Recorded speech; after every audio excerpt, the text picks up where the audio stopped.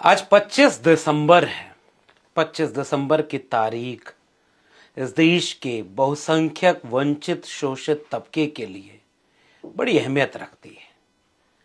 दुनिया जिस 25 दिसंबर को क्रिसमस का त्योहार मनाती है, एक दूसरे को बधाइयां देती है, एक हिस्सा क्रिसमस का है, उसकी मुबारकबाद, लेकिन दूसरा हिस्सा मनुस्मृति दहन दिवस का है। सोशल मीडिया पर आज का दिन मनुस्मृति दहन दिवस के रूप में मनाया जा रहा है।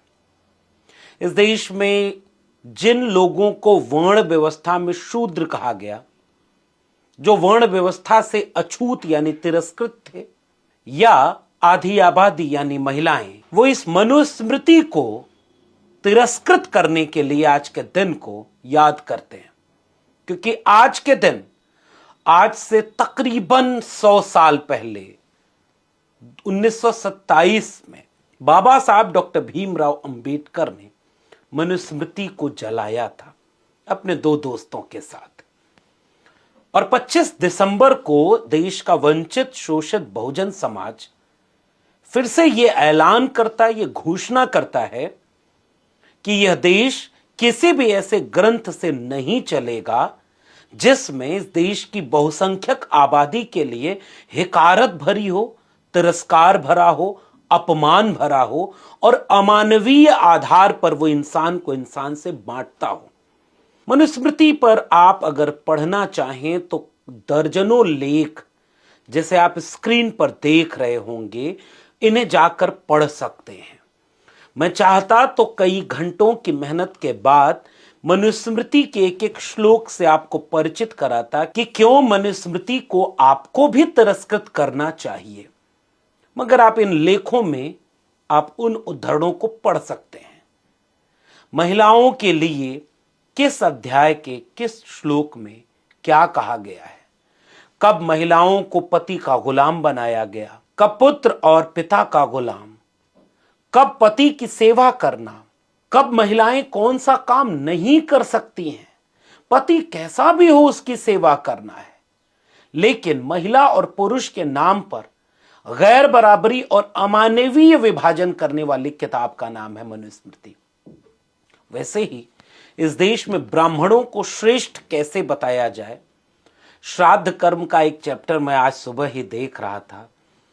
उसमें बताया गया है कि जब आप श्राद्ध करने यानी कोई मर गया हो तो खाने के लिए ब्राह्मण को बुलाएं, तो कौन सा खाना खिलाएं, कितने प्यार से खिलाएं, कितना खिलाएं, पूरा विस्तार से चैप्टर लिखा हुआ है। ऐसे ही ब्राह्मणों को विशेषाधिकार क्या मिला है वर्ण व्यवस्था में, और शूद्रों को अमानवीय तिरस्कार क्या मिला है।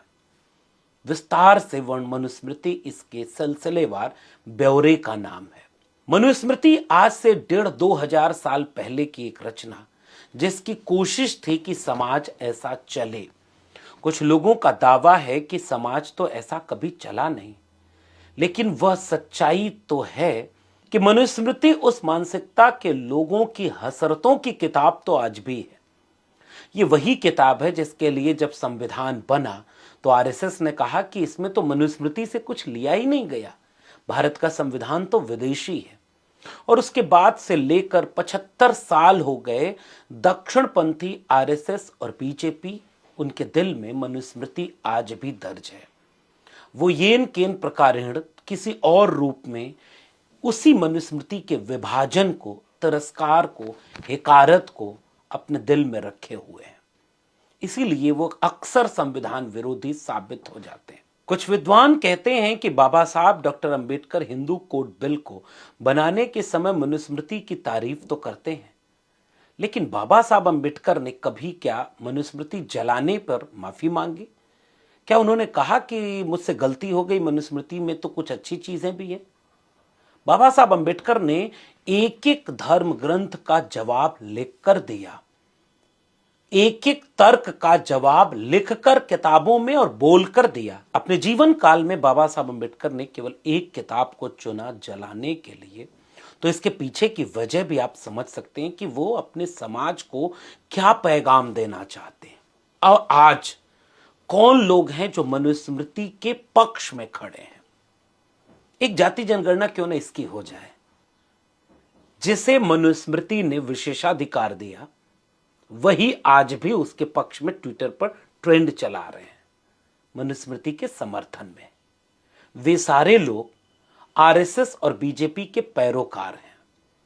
तो फिर ये एक हिंदू धर्म ग्रंथ कैसे हुआ जिसमें एससी एसटी ओबीसी विरोध कर रहा है और थोड़े से लोग उसका समर्थन कर रहे हैं?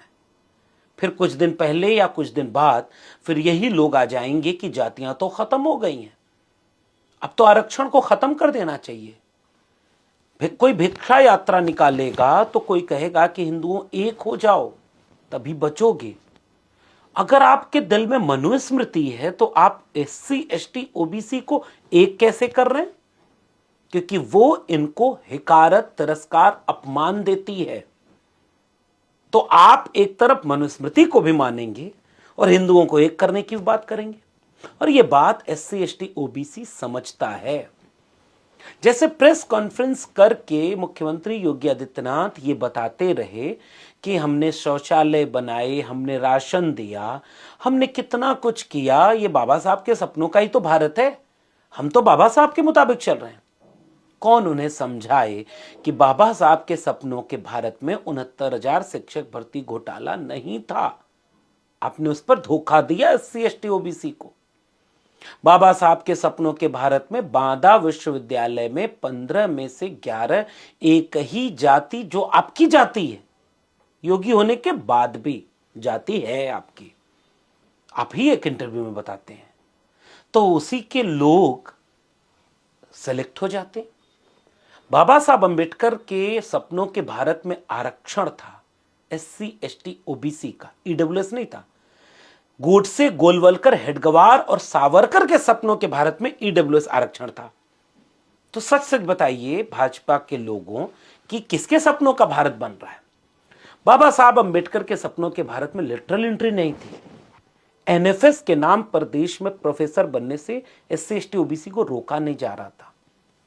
कोई वैकेंसी ऐसे नहीं आती थी जिसमें कट ऑफ ईडब्ल्यूएस के नीचे चली जाए और एससी एसटी ओबीसी के ऊपर चली जाए। ये बाबा साहब के सपनों के भारत में नहीं था। बाबा साहब के सपनों के भारत में निजीकरण करके कॉन्ट्रैक्ट, ठेके और आउटसोर्स पर नौकरियां देना नहीं था ताकि एससी एसटी ओबीसी का आरक्षण ही खत्म हो जाए। ये बाबा साहब के सपनों के भारत में नहीं था। बाबा साहब के सपनों के भारत में आर्थिक न्याय, सामाजिक न्याय और लैंगिक न्याय था। आज भारत मुट्ठी भर लोगों को अरबपति बना रहा है और 82 करोड़ लोगों को 5 किलो अनाज देने को बाबा साहब के सपनों का बता रहा है। ये मुश्किल है। आज 25 दिसंबर को इस देश में एक बड़ा फैसला इस बात का है कि इस देश भारत के संविधान से चलेगा, और जो लोग हिंदू को एक करने निकल रहे हैं, आज का दिन उनकी पोल खोलने का दिन है। वो मनुस्मृति को दिल में रख रहे हैं। ये जितने भी लोग मनुस्मृति के समर्थन में ट्वीट किए, आप सबका सरनेम देखिए, सबकी जाति जनगणना करा लीजिए और फिर देखिएगा कि वो पॉलिटिकली किसको सपोर्ट करते हैं। फिर समझ में आ जाएगा कि हिंदू को एक करने के नाम पर किसको एक किया जा रहा है और विचारधारा में वो किसके पक्ष में खड़े हैं। 25 दिसंबर का दिन एक और शख्स को याद करने का दिन है जिनकी जन्मदिन का 100वां वर्ष है आज। पूर्व प्रधानमंत्री अटल बिहारी वाजपेयी। आज देश के प्रधानमंत्री नरेंद्र मोदी जी का लेख देश के कई अखबारों में अटल जी को याद करते हुए छपा है। बहुत सारी अच्छी अच्छी चीजों को उन्होंने याद किया है, उन मूल्यों, उन भाषणों, उन वाक्यों को याद किया जो शायद आज खुद प्रधानमंत्री जी नहीं अपने जीवन में उतार रहे। लेकिन अच्छा है, अटल बिहारी वाजपेयी को वो याद कर रहे हैं, जिनका एक वाक्य उनके लेख में हर जगह छपा है। पार्टियां बनेंगी, बिगड़ेंगी, चुनाव आएंगे, जाएंगे, मगर ये देश रहना चाहिए।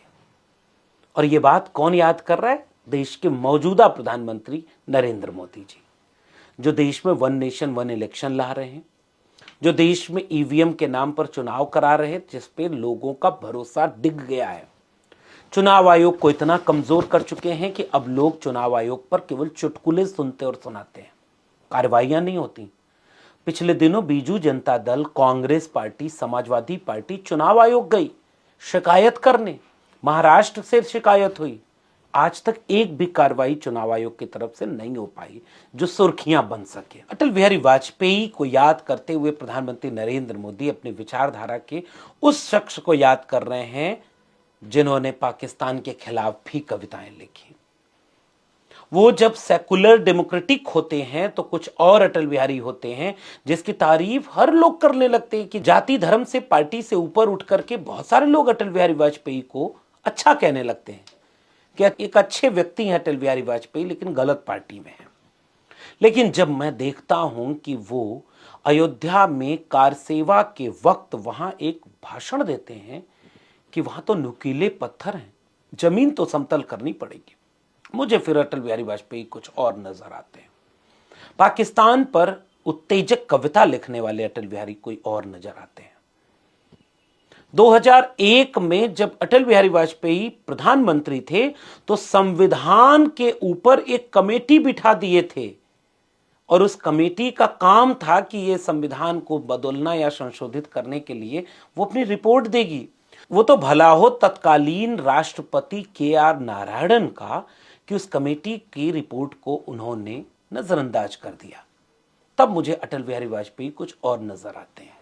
लेकिन हां, कई बार जब मौजूदा वक्त को कोई देखता है तो लगता है कि कम से कम इनसे बढ़िया तो अटल बिहारी वाजपेयी थे। भ्रष्टाचार पर बोलते हुए वो कहते हैं कि मैं खरीद कर कोई सरकार बनानी पड़े तो ऐसी सरकार को चिमटे से भी मैं छूना पसंद नहीं करूंगा। आज इलेक्टोरल बॉन्ड के बाद जो सरकार बनी है, ईडी सीबीआई से लेकर चुनाव आयोग और मीडिया की जो भूमिका है वो किसी से छपी नहीं है, चिमटा कहीं गायब हो गया है। तो आज 25 दिसंबर के दिन इन सब को याद करते हुए मौजूदा वक्त के सवालों से रूबरू होने का वक्त है कि वो चेहरे जो दिखाए कुछ और जाते हैं और भीतर से कुछ और होते हैं, अगर आप किताबों को पढ़ेंगे, अपने हाथ में कलम रखेंगे, आंखें खुली रखेंगे, सोचेंगे, समझेंगे, तो परत दर परत प्याज की तरह चीजें उखड़ती चली जाएंगी, खुलती चली जाएंगी। मगर देखना हो, शौक दीदार अगर है तो नजर पैदा कर, और अगर आप देखना ही नहीं चाहते तो फिर वो देख के खुश रहें जो आपको दिखाया जा रहा है। मनुस्मृति दहन दिवस, अटल बिहारी वाजपेयी की 100वीं जयंती और क्रिसमस 25 दिसंबर। शुक्रिया।